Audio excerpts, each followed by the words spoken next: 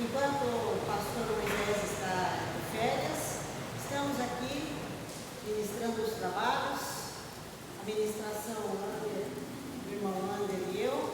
E na liturgia nós temos eu, a irmã Jairene, hoje, e agradecemos a Deus pela sua vida, Jairene, que bom que você esteja aqui conosco novamente.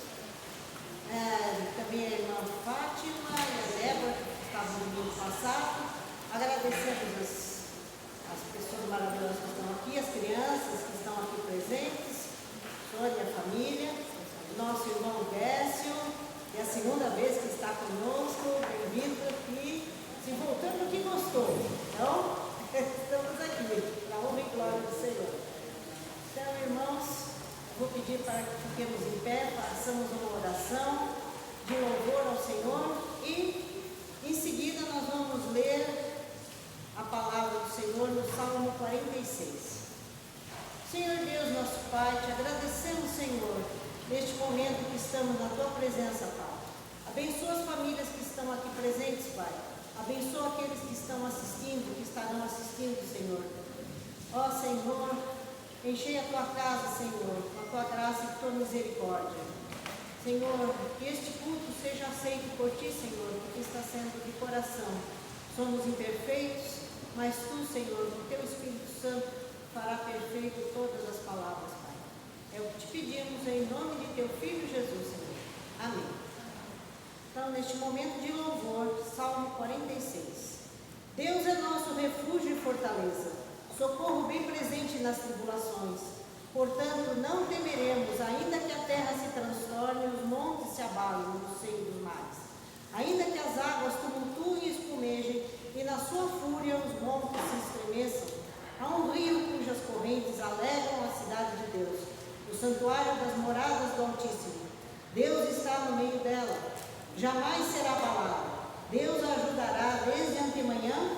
Bramam nações, reinos se abalam. Ele faz ouvir a sua voz e a terra se dissolve. O Senhor dos exércitos está conosco, o Deus de Jacó é nosso refúgio. Vinde e contemplai as obras do Senhor, que assolações efetuou na terra. Ele põe termo à guerra até os confins do mundo, quebra o arco e despedaça a lança, queima os carros de fogo. Aquietai-vos e sabei que eu sou Deus, sou exaltado entre as nações, sou exaltado na terra. O Senhor dos exércitos está conosco, o Deus de Jacó é o nosso refúgio. Ainda neste momento de louvor, cantemos o hino 71. Música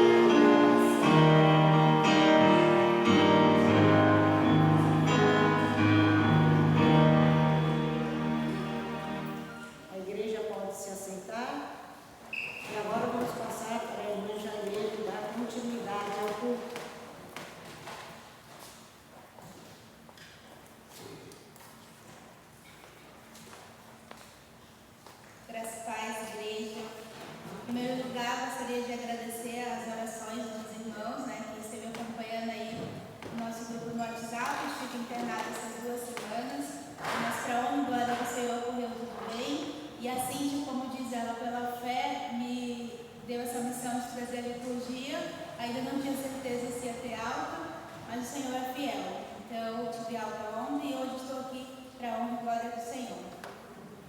Continuando aqui a nossa liturgia, vamos fazer o nosso momento de confissão, que está lá em Salmos 51, de 1 a 4. E diz assim: Tem misericórdia de mim, ó Deus, segundo a tua benignidade. Apaga as minhas transgressões, segundo a multidão das tuas misericórdias. Lava-me completamente da minha iniquidade e purifica-me o meu pecado. Porque eu conheço as minhas transgressões e o meu pecado está sempre diante de mim. Contra ti somente pequei e fiz o que é mal à tua vista, para que sejas justificado quando falares e puro quando julgares. Fazemos uma oração silenciosa. Vou pedir para os irmãos abaixar a cabeça e cada um possa confessar o seu pecado ao Senhor silenciosamente.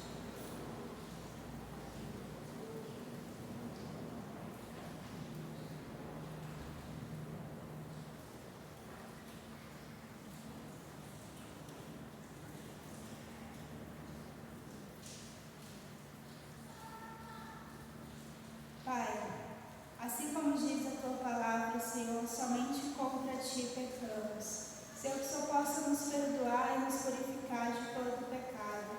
Senhor, que tudo aquilo que te desagrada, Senhor, caia por terra em nome de Jesus. Que nós possamos ser pessoas fiéis a ti, Deus, fiel à tua palavra, Senhor. Purifica e nos lava com o sangue do Cordeiro, Jesus. É o que te peço em nome de Jesus. Amém. Eu convido a igreja a se colocar de pé enquanto a gente canta o hino 272, Segurança e Paz. Segurança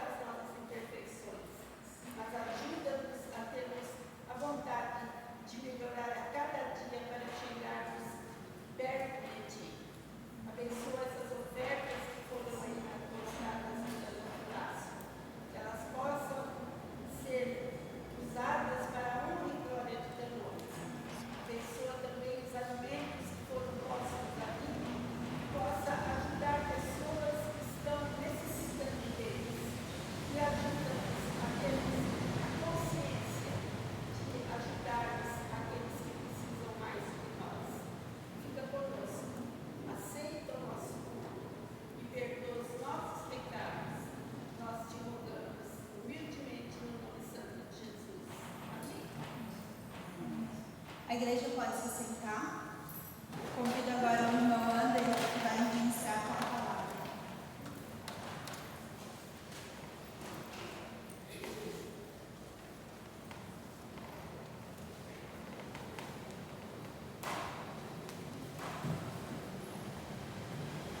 Boa noite, meus irmãos. É com prazer que nós estamos atendendo o convite do pastor, mas em primeiro lugar agradecer a Deus pela oportunidade que Ele nos dá de trazer a palavra dele.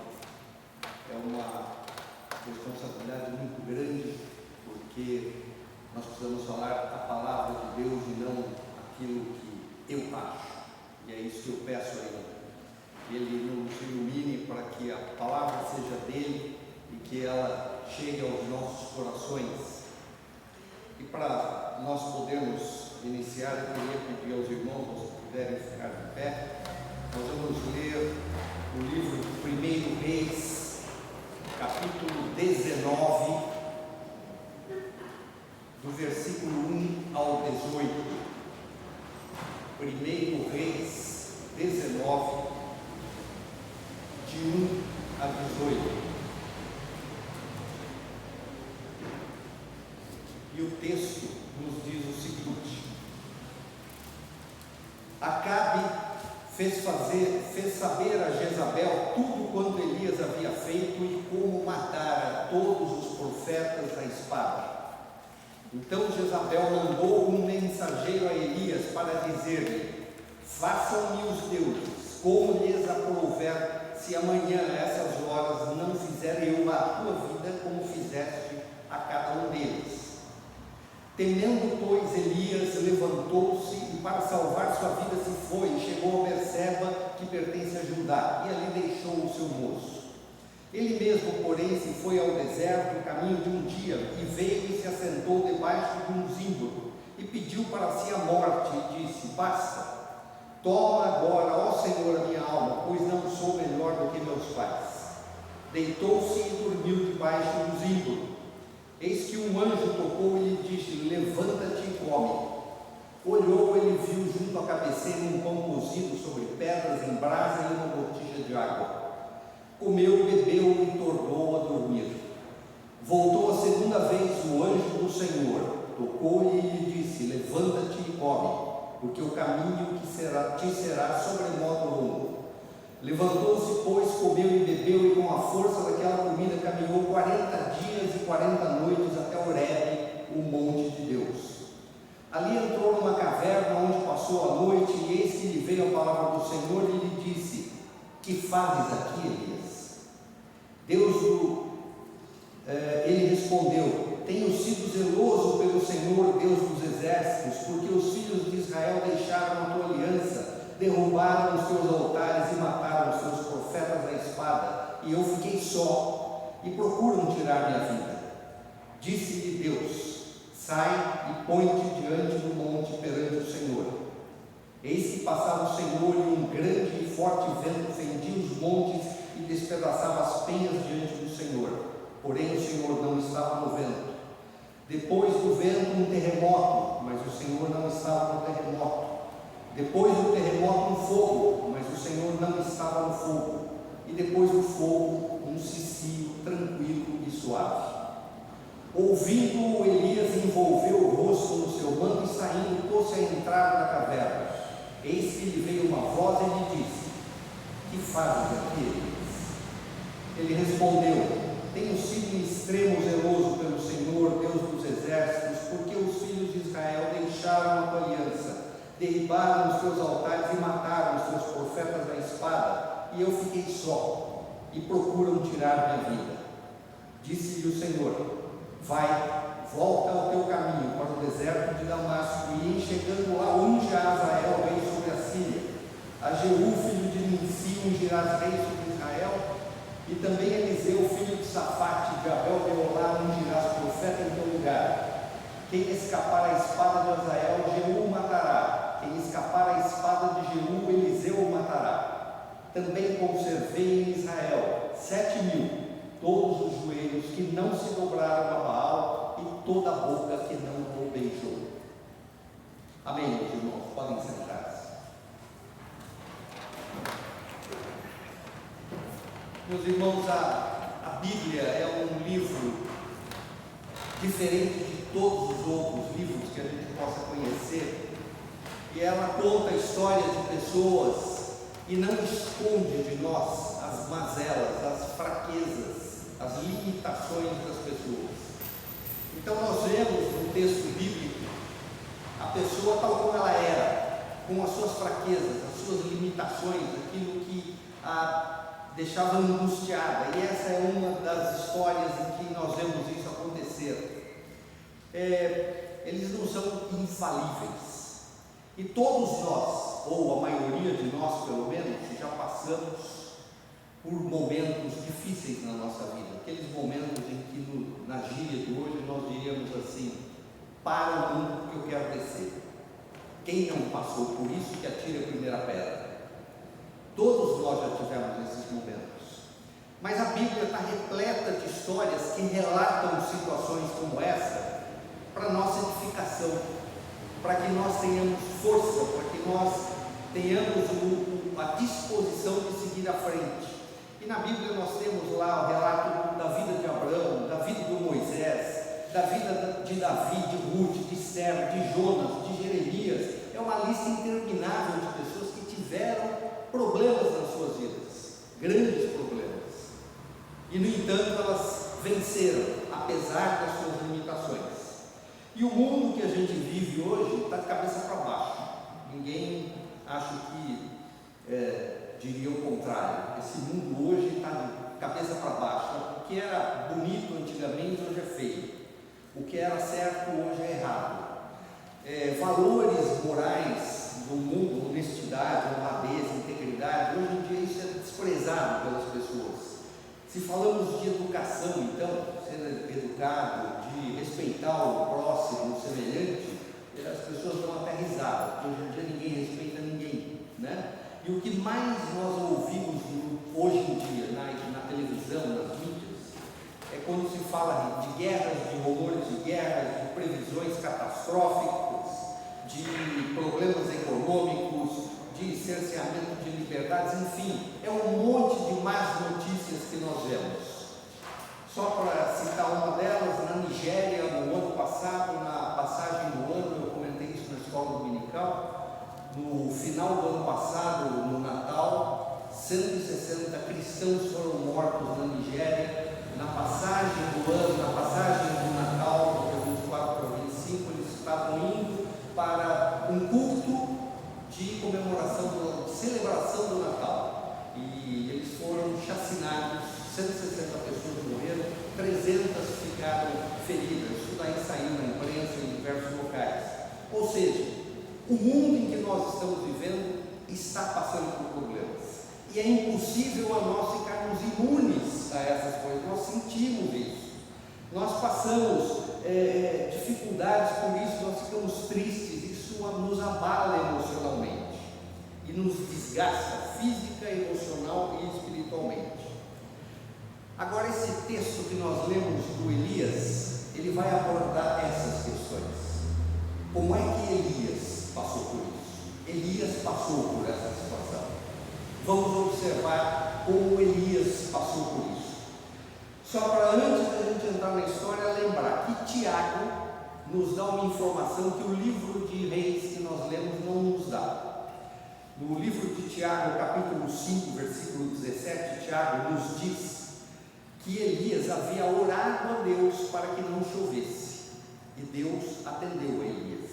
Mas também fala que o Elias era um homem semelhante a nós, sujeito aos mesmos sentimentos. Isso é importante a gente saber. Ele havia orado a Deus para que não chovesse. Mas então, como é que chegou a este ponto do Elias? Nessa situação, ele saiu do ápice da sua glória para um vale de medo, de horror. O que aconteceu? A história que se desenvolveu para Elias aparecer começa lá quando Salomão morre. O rei Salomão morre e o reino é dividido. O reino de Israel Israel, que antes era unificada, as 12 tribos, elas se dividem. Uma parte, 10 tribos vão para o reino do norte, que passa a se chamar reino de Israel, com 10 das tribos, e 2 tribos ficam no reino de Judá. A tribo de Judá e Benjamim ficam em Judá, que é o sul, aonde ficava Jerusalém, e as 10 outras tribos se unem a Jeroboão e vão para o reino do norte. Essa história de Elias acontece no reino do norte, quando houve a divisão do reino de Israel. Este reino do norte, ele foi governado primeiramente por Jeroboão, que foi um rei completamente ímpio. Aliás, todos os reis do reino do norte foram reis ímpios. O Jeroboão, ele era um ministro de Salomão. Só que ou ele não acreditava no Deus de Israel, ou ele tinha uma vontade muito grande de poder, porque ele decide não apenas mudar o local de adoração de Deus, que antes era no templo em Jerusalém, e com medo talvez de que as pessoas que estavam sob o domínio dele no reino do norte, indo para Jerusalém para adorar a Deus, elas vendo o templo, vendo ali o rei que ainda existia ali, era o Roboão que era o rei, a grandeza, a majestade que tinha ali em Jerusalém, se sentissem tentadas a reunificar o reino, e daí ele deixaria de ser rei. Ele não queria isso. Então o que ele teve? Uma brilhante ideia: vamos colocar 2 templos, um em Dan, no norte do reino do norte, e outro em Betel, no sul. Vamos colocar 2 templos. Mas não feliz com isso, ele também coloca um bezerro de ouro. O Deus, ele muda o local de adoração e muda o Deus de Israel. Isso foi Jeroboão que fez. Foi o primeiro rei. O Acabe, que é o rei agora nessa história de Elias, ele é o 5º rei.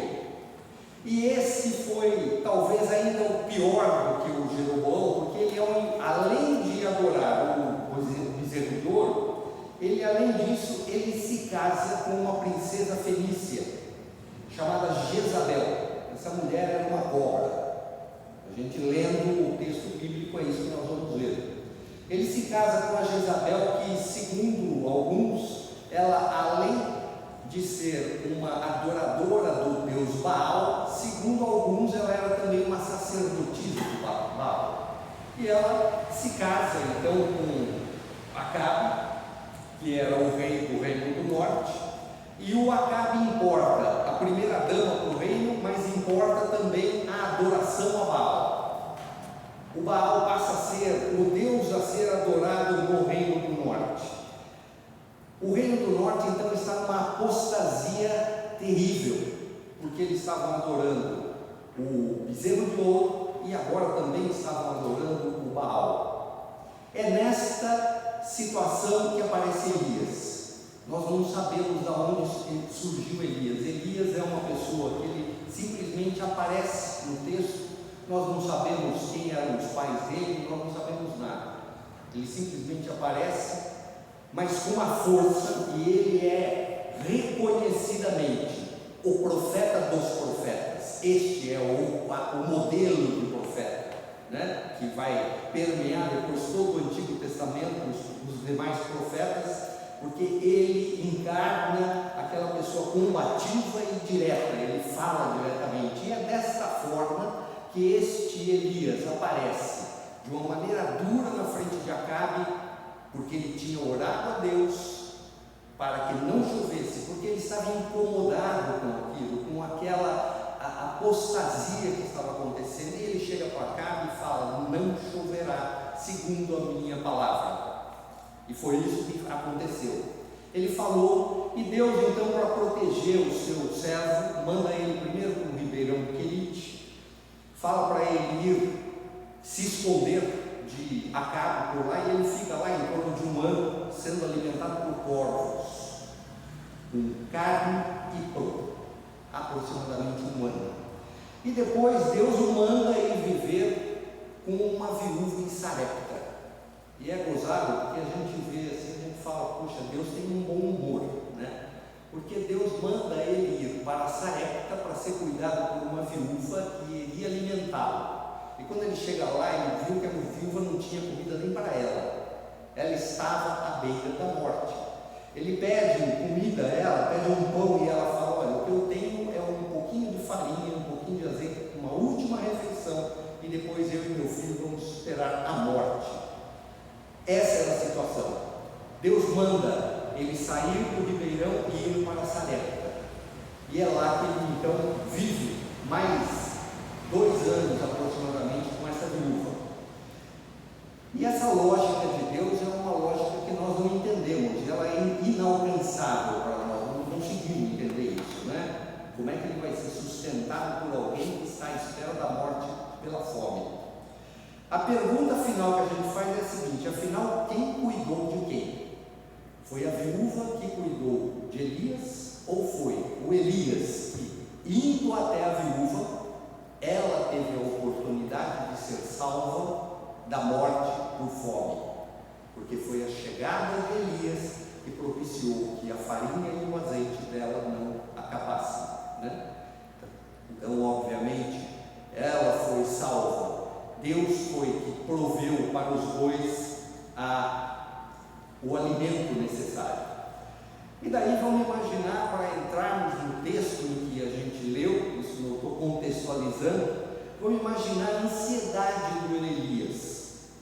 O Elias fica durante 3 anos, depois que ele se chega a Acabe, ele fica 3 anos naquele pensamento diário: será que é hoje que Deus vai me chamar de novo para pedir para eu voltar ao Acabe e acabar com isso e mostrar definitivamente de que o Deus de Israel é Ele que tem poder? Foram 3 anos, irmãos, que ele passou de angústia. Imagina o que é todo dia ele levantar e ficar pensando: será que é hoje? 3 dias, 3 anos pensando no quando seria o dia que Deus o ia chamar. E às vezes eu fico pensando que às vezes nós oramos a Deus pedindo a intercessão dele em algum problema nosso, e a gente quer, se possível, que Deus mande por e-mail, né? Abre depois a caixa de e-mail e fala: será que Deus respondeu? Deus tem o tempo dele. As coisas acontecem no tempo de Deus, não é no nosso tempo. Hoje eu estava vendo uma pregação de um outro pastor, que ele estava falando das igrejas fast food hoje. As igrejas, as pessoas chegam na igreja e querem bênção imediata. Eles creem que o simples fato de ir à igreja por si só já é a bênção, já vai acontecer no momento seguinte. É que nem McDonald's, manda um Big Mac, né? Não é desse jeito. O Elias esperou 3 anos. Entretanto, neste período em que ele fica, nesses 3 anos, ele experimenta um monte de milagres. Primeiro, o céu se fechou quando ele falou para Acabe que não ia chover. Depois, Deus manda corvos para alimentar ele. Depois, a farinha e o azeite da viúva se multiplicam nesse período. E Elias clama a Deus que ressuscita o filho dela. Tudo isso acontece nesses 3 anos de desespero, de angústia. Foi nessa angústia de Elias que Deus proveu os maiores milagres que ele tinha visto até então. Tinham outros que ele ia presenciar, mas até naquele período de angústia dele, de 3 anos de espera, foi quando Deus mostrou a Elias os maiores milagres na vida dele. E esses anos se passam, e além da angústia, a má alimentação, porque imagina o que é ficar 2 anos a pão e água. O texto bíblico não nos fala que ele tenha comido outras coisas.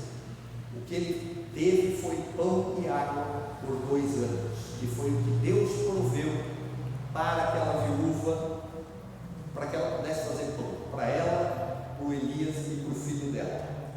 Mas aí acaba esse tempo, e Deus chama Elias de novo e fala: Elias, chegou a hora de você voltar. E ele falou: vamos trabalhar, chega de descansar, agora chegou a hora de trabalhar. Daí ele começa a maratona infindável dele. E é importante a gente ver isso daqui para entender como é que Elias chega naquele ponto do texto que nós lemos. Ele sai de Sarepta e caminha uns 300 quilômetros até se encontrar com Obadias e Acabe. quando ele encontra com Obadias, que fala para ele: ó, você que é o Elias, tal, ele fala: ó, avisa o Acabe que eu vou me apresentar a ele. E o Obadias fica com medo, porque tinham procurado Elias em tudo quanto era canto e não achavam o Elias. Ele estava escondido lá na terra da Jezabel, ele estava lá, em Sarepta, ninguém conseguiu encontrar ele. Ele caminhou então esses 300 quilômetros, daí encontra com Acabe e marca um encontro. Ele ordena um encontro no dia seguinte com os sacerdotes de Baal e de Azera, no Monte Carmelo, que ficava dali de Jezreel uns 30 quilômetros. Ele caminha 300, depois caminha mais 30 até o Monte Carmelo. No dia seguinte ele passa o dia inteiro, das 9 até as 3 da tarde, mais ou menos, acompanhando os profetas de Baal, que iam tentar fazer o sacrifício deles, que o Deus deles deveria mandar fogo do céu para queimar o sacrifício. Ele fica de manhã, a manhã toda, até as 3 da tarde, mais ou menos, tirando sarro, brincando com eles. Olha, fala mais alto, porque o Deus deve estar dormindo, ele deve ter saído, foi viajar. Ele fala isso, está no texto bíblico, é só ler aqui. E nada acontece. E é aquela angústia, tinha caminhado 300 quilômetros. Depois chega a hora dele, ele chega, monta o altar, coloca o sacrifício, corta o sacrifício, coloca, põe a lenha, manda encharcar o altar, ora a Deus, e Deus manda fogo do céu e queima tudo. Até a água secou, de tão forte, diz que até as pedras foram consumidas. E daí então acabou? Não. Ele matou mais 450 profetas à faca, desceu até o ribeirão de Quizon, que era ali perto, e matou 450 profetas à faca. Terminou? Cansou? Não. Ele vai avisar o Acabe: se prepara porque vai chover, vai comer alguma coisa porque vai vir a chuva, mas ele mesmo não vai comer. Ele sobe no Carmelo e vai orar, e ora por horas. E a hora que ele vê que vai chover, acabou? Não, ele desce de novo. Acabe, corre porque vai vir a chuva. O Acabe vai de cavalo, ele estava com a carruagem dele. O Elias levanta a roupa dele e sai correndo na frente dos cavalos. Chega lá em Jezreel, na frente dos cavalos. Ele é a celebridade do dia. Se fosse nos dias de hoje, ia ter imprensa, ia ter o Jornal Nacional, ia aparecer gente com celular para tirar selfie. Voltou a chuva, ele matou 400 pontos, veio fogo do céu, ele orou, veio fogo do céu, orou, veio a chuva. Ele é a sensação do dia. Esse homem estava no ápice da sua popularidade. Deus tinha feito tudo aquilo através dele. Mas ele chega lá, e daí diz o texto que nós lemos: o Acabe chega e conta para a mulher dele o que o Elias tinha feito. E a Jezabel, que era efetivamente quem mandava no reino, pelo que a gente pode perceber, ela decide mandar uma mensagem para o Elias. E ela manda uma mensagem ameaçadora: fala que amanhã, nessa hora, você estará tal como os profetas estão mortos, você vai estar morto. E daí o Elias fica com medo, tudo se desvanece, ele fica decepcionado, ele fica inseguro, ele esquece tudo aquilo que Deus fez por ele. E talvez tenha pensado: o que eu fiz de errado para que isso acontecesse? O Elias tinha protagonizado, através do poder de Deus, todas aquelas manifestações que o povo viu. E talvez ele tivesse uma expectativa de que aquilo fosse dobrar o povo, de que aquele povo fosse se render à palavra de Deus, fosse se render ao Deus de Israel. Mas não foi isso que aconteceu. Ele talvez achasse que o Acabe fosse chegar para a mulher dele e enquadrar a Jezabel, falando: Jezabel, é o seguinte, Deus é o Deus de Israel, esquece esse negócio de Baal, não vamos mais adorar Baal coisa nenhuma, nós vamos adorar o Deus de Israel. O povo falou lá no alto do monte: só Jeová é Deus. Eles disseram isso, esquece Baal. Mas não, isso era a expectativa do Elias. O Elias tinha essa expectativa, que era baseada na lógica humana. Então, o que acontece? Elias para de olhar para Deus e olha para ele. Ele fica triste com ele mesmo. Ele fala: o que eu fiz errado? Por que não deu certo? Por que o Acabe não se dobrou? Por que a Jezabel não se dobrou? O povo não se dobrou a Deus. Então ele foge, ele não vai fugir, porque ele está com medo. Ele está com medo da Jezabel. Eu vi uma ilustração falando a respeito de labirinto de espelhos. Quem já teve a oportunidade de ir em locais onde tem isso, em parque, antigamente tinha um parque de diversões, labirinto de espelhos. Você entra naquela sala, tem um monte de espelhos e você tem que encontrar a saída. É exatamente isso que está acontecendo com Elias e que muitas vezes acontece na nossa vida. A gente está na frente de uma sala de espelhos, eu só enxergo a mim mesmo, os meus problemas, como eu estou, se eu estou triste, se eu estou amargurado, e a gente esquece de procurar a saída. É em Deus, é Ele. E o Elias está nessa situação, ele está numa sala de espelhos, ele parou de olhar para Deus, então ele foge, e ele caminha. Depois disso, isso é no dia seguinte, ele caminha mais 200 quilômetros até Berseba, deixa o servo dele, continua mais um dia caminhando pelo deserto, até que as forças dele acabam. E daí ele se deita sobre um zimbro, que é uma árvore, e faz uma oração lamuriosa a Deus, cheia de frustração e de derrotismo. Ele fala: acabou, eu não sirvo para nada, Senhor, eu estou sozinho, e o Senhor não tem mais ninguém, só restou eu. É a autopiedade. Eles está com uma autopiedade. Ele está claramente deprimido. E há médicos, eu já vi médicos que são pastores comentando a respeito disso, que todo o quadro que se apresenta pelo relato bíblico é de uma depressão profunda. É o que nós estamos vendo em Elias. Ele está vivendo há 3 anos em constante estado de prontidão. Está ansioso, 2 anos com uma má alimentação, desde a saída de Sarepta agora até o Zimbro, em que ele está lá no deserto. Ele já fez uma caminhada de 600 quilômetros, após passar um dia inteiro fazendo sacrifício, pedindo fogo do céu, matando mais 450 homens à faca. Ou seja, esse homem está esgotado, ele não tem mais força nenhuma.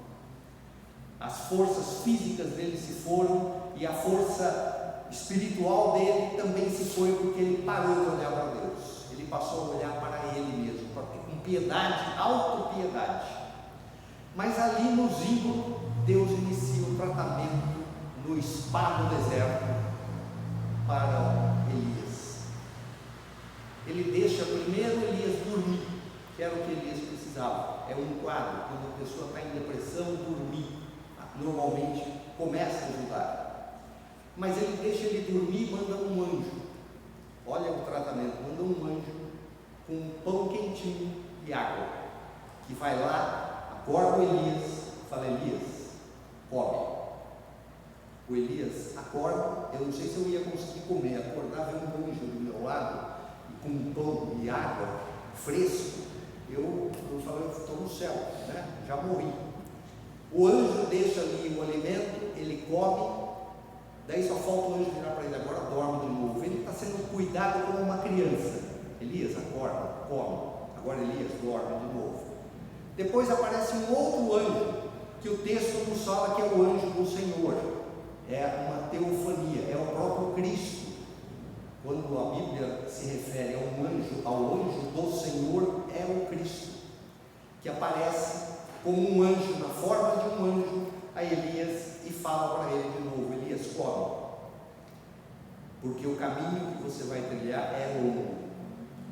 E ele come aquele pão e aquela água, e pão de anjo deve ser uma coisa maravilhosa, porque 40 dias e 40 noites ele caminhou, e foi pelo deserto até onde Moisés recebeu as tábuas da lei. Ele volta lá para o Sinai e se esconde numa caverna. São 40 dias e 40 noites, 300 quilômetros de distância. Esse homem caminhou. 600 que ele já tinha andado, mais 300 agora, deu quase 1000 andando. Não é à toa que ele estava cansado. E lá, quando ele está dentro da gruta, Deus aparece a ele e faz uma pergunta terrível: Elias, que fazes aqui? E o Elias dá aquela resposta, porque ele estava machucado, ele estava dolorido ainda. Senhor, deu tudo errado, mataram os teus profetas, derrubaram os teus altares, eu fiquei sozinho, e agora estão tentando me matar, só restou eu. Ele está dizendo a Deus: Senhor, você não vê que só eu é que adoro o Senhor? O resto das pessoas todas se afastaram de ti, e agora eu estou sozinho e estão querendo me matar. Ele continua olhando para si, para a sua autopiedade dele. E Deus, irmãos, nos pergunta todos os dias, pelo menos para mim. Ele não pergunta diretamente, ele não aparece para mim, mas vem a pergunta: o que fazes aqui? Naqueles momentos em que a gente está triste, chateado, com medo, amargurado, Deus aparece a nós e pergunta: filho, o que fazes aqui? No fundo dessa depressão, desse medo, você não olha, por que você não olha para mim? Ele faz essa pergunta para o Elias: o que fazes aqui, Elias? Elias tinha visto as maravilhas que Deus tinha feito, inúmeros milagres, desde o começo, quando parou a chuva, quando ele foi alimentado por corvos, quando ele foi para Sarepta, depois quando ele voltou, o fogo do céu que veio, quando ele correu na frente dos carros de Acabe. Ele tinha visto tudo isso, mas ele estava com medo e ele estava com receio de Jezabel. Deus manda então que ele saia da caverna e fique diante dele, para que Deus ia passar. E Deus, o texto nos diz que veio primeiro um grande vento, um furacão, que quebrava as penhas, as pedras, mas Deus não estava no vento. Depois veio um terremoto e Deus também não estava no terremoto. Depois veio um fogo e Deus também não estava no fogo. Mas depois veio uma brisa suave, e daí veio uma pergunta, uma voz que pergunta de novo para Elias: o que fazes aqui, Elias? O que fazes aqui, Elias, depois de tudo isso que nós passamos juntos, de tudo que você viu de maravilhas? O que você está fazendo escondido dentro dessa caverna, com medo da Jezabel? Depois de tudo que aconteceu, depois de tudo que você viu, as maravilhas que eu fiz, e agora Deus fala para ele sair, e tem o terremoto, e tem o fogo, e tem o vento. Deus não estava naquilo porque Deus não, Ele está mostrando que Ele tem poder para mudar tudo que Ele quiser, mas o que Ele queria com aquele povo era dar a eles a oportunidade de se arrepender. Era como se Deus estivesse dizendo: Elias, se eu quisesse mudar aquelas pessoas, veja o poder que eu tenho, o fogo, o vento, o terremoto, eu posso todas as coisas, mas eu quero convencer as pessoas na brisa suave, quando eu falo para que elas pensem e reflitam em tudo aquilo, as maravilhas que eu fiz por elas. É isso que Deus está dizendo para o Elias. Numa brisa suave, ele dizendo: o que fazes aqui, Elias? Olha para mim, Elias, para de olhar para você, olha as maravilhas que eu estou fazendo, que eu já fiz na tua vida, e agora volta pelo caminho que você veio, volte pelo mesmo caminho. E isso tem um significado, isso tem um sentido, porque quando a gente faz um caminho ao contrário, voltando pelo caminho, a gente passa por locais e lembra de coisas que aconteceram quando você veio. Nesse lugar aconteceu tal coisa, neste lugar aconteceu tal coisa. Deus manda que ele volte pelo caminho que ele tinha feito para ir, para que ele pudesse lembrar de todas as maravilhas que Deus tinha feito na vida de Elias. E nisso restaura o Elias. O que restaura o Elias não é o fogo, não é o vento, não é o terremoto. O que restaura Elias é a pergunta que Deus faz a ele e mostra para ele, de alguma maneira, todas as maravilhas, de que o poder estava nas mãos de Deus. Elias, não foi você que fez isso, Elias. Você foi instrumento na minha mão. E agora, volta, porque o trabalho não acabou. Ainda tem coisa para você fazer. Você tem que ungir o rei Hazael da Síria, ou seja, ele tinha um trabalho que ia ter implicações até geopolíticas maiores, porque era um internacional. Ungir um rei sírio. Normalmente eles ungiam os reis de Israel, mas ele ia ungir o rei da Síria. Ele manda ungir um novo rei que ia ocupar o Jeú, que ia ocupar o lugar do Acabe, e manda ele ungir também Eliseu como o seu substituto. Desta forma, Deus restaura o Elias. O Elias sai daquela depressão no momento em que ele para de olhar para ele e volta a olhar para Deus. Este é um grande trabalho que Deus realiza na vida do Elias e que faz com que ele saia daquela caverna, daquele buraco em que ele estava enfiado, literalmente, dentro de uma caverna no meio do deserto. Deus retira o seu servo de lá e coloca ele novamente de pé, confiante, sabendo que ele ainda tinha um grande trabalho a fazer e de que era Deus que estava fazendo aquele trabalho. Não era na força de Elias, mas era na força de Deus. Então, meus irmãos, a grande lição, a aplicação que a gente tem deste texto para a nossa vida: tudo que nós fazemos é na força de Deus. Quando nós olhamos para as nossas mazelas, para a nossa fraqueza, nós temos medo. Assim como Pedro pede para Cristo que andar também sobre as águas, e enquanto ele estava olhando para Cristo, ele caminhou. A hora que ele deixou de olhar para Cristo, ele afundou. É mais um exemplo de que nós temos que olhar na direção correta, olhar para Cristo, pois é Ele que nos dá a força para nós vencermos as dificuldades neste mundo em que nós estamos vivendo hoje. Que Ele esteja conosco e nos abençoe, para que nós sempre nos lembremos disso e cultuemos o seu nome. Amém?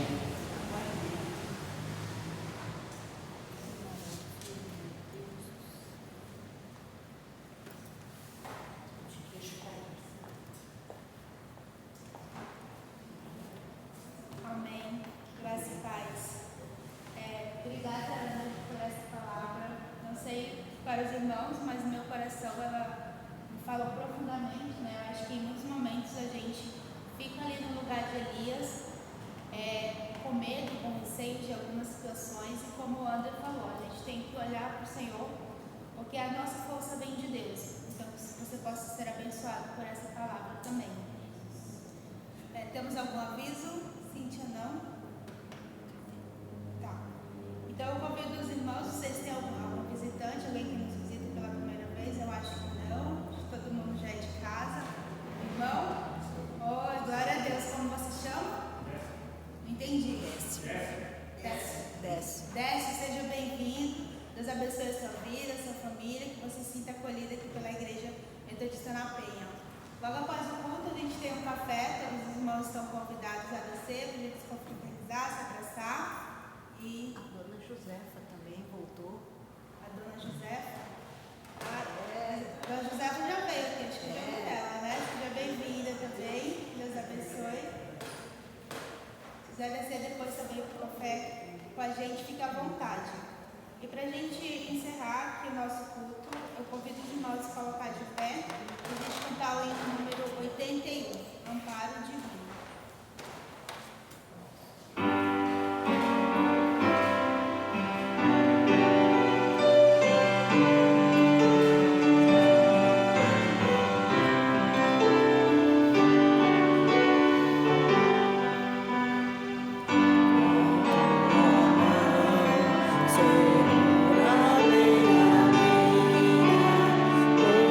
Pois é tão frágil, sem nossa